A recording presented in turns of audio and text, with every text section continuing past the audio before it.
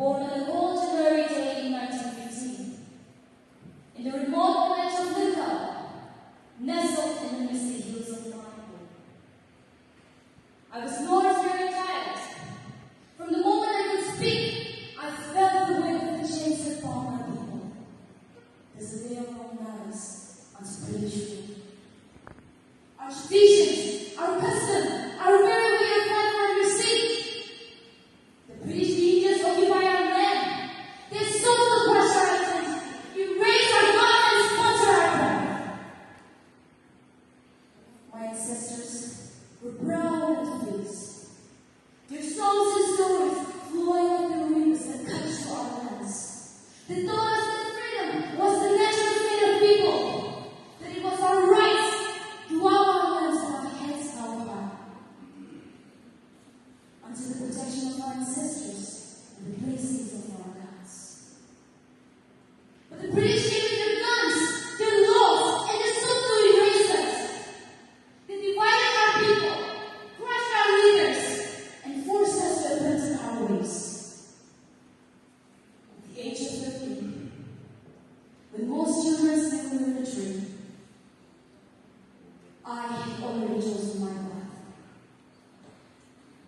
I met my cousin, Jadona, a visionary who had ignited the flames of rebellion in our hearts. He spoke of a world where we, the Naka people, would be free, our spirits unshackled, and our gods honored.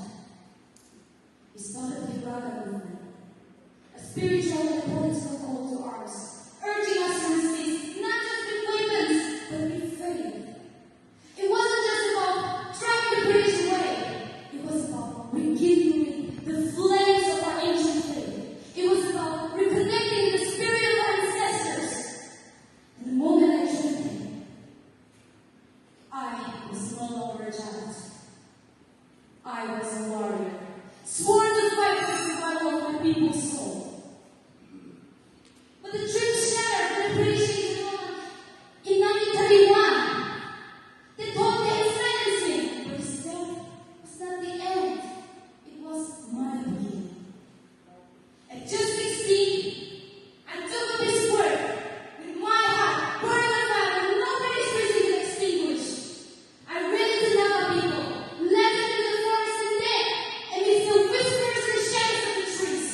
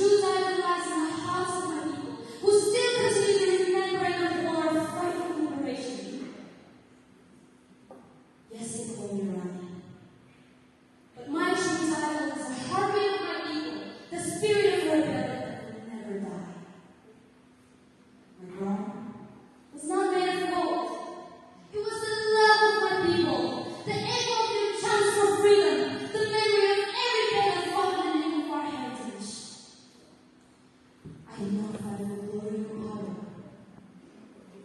I fought